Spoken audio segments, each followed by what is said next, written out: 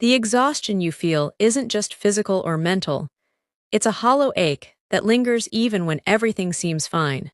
You can sleep, eat well, laugh with friends, and still, when you're alone, the fatigue returns.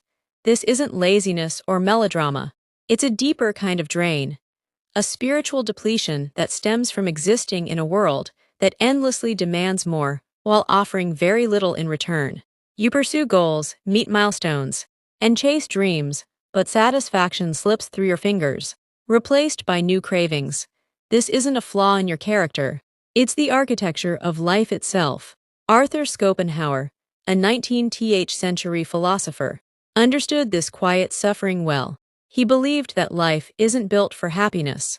At its core is an irrational, blind energy he called the will, a force that drives all things to want, to strive, to seek, without ever reaching lasting fulfillment. This will doesn't care about peace or purpose. It just compels, and in its compulsion, it creates suffering. Desire is endless. Even when we achieve what we want, satisfaction fades quickly, and hunger takes a new shape. Your fatigue is the echo of this invisible battle. In the modern world, it's amplified. Productivity culture urges constant output. Social media keeps you comparing. Consumerism whispers that happiness is always one purchase away. But no matter how many goals you reach, the relief is fleeting.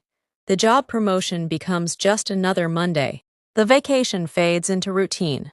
The new gadget loses its charm. Schopenhauer saw life as a pendulum swinging between pain, when desires go unmet, and boredom, when they are. We're wired to chase, but even the chase leaves us hollow. Society encourages this cycle. It tells you to want more, to dream bigger, to hustle harder, but the more you grasp, the more the void grows. This isn't your failure, it's how the system is designed. The will ensures desire always outpaces fulfillment, keeping you trapped in longing. Even hope becomes a kind of bondage, promising happiness just around the corner. Schopenhauer saw hope not as virtue but as delusion, a trick that pulls you from the present and ties your peace to some future event that may never come. But this doesn't mean life is meaningless or that despair is the only response. Schopenhauer offered a radical kind of freedom, the denial of the will. This doesn't mean apathy or numbness. It means stepping out of the loop of craving. There are ways to do this.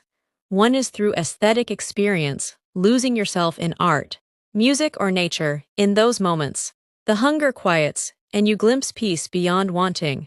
Another is inner silence, through meditation or self-reflection, where you watch desires rise and fall without following them. Lastly, through gentle asceticism, not punishing yourself, but choosing to live with less. Stepping back from the chase.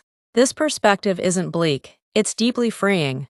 It tells you that your exhaustion doesn't come from doing life wrong, but from the mistaken belief that life should be something it isn't. When you stop equating worth with productivity, or joy with constant striving, a quiet clarity emerges. You see the system for what it is, and you can finally step off the treadmill. Modern culture twists this wisdom. It treats rest as laziness and stillness, as wasted time. But the more you obey its rules, the more drained you become. The truth is, peace comes not from winning the game, but from no longer needing to play. You begin to find beauty in the pauses, meaning in the stillness. The exhaustion doesn't disappear, but it softens. It becomes a signal not of weakness, but of awakening. You realize that life, stripped of illusion, still holds grace, and in letting go of the chase, you finally come home to yourself.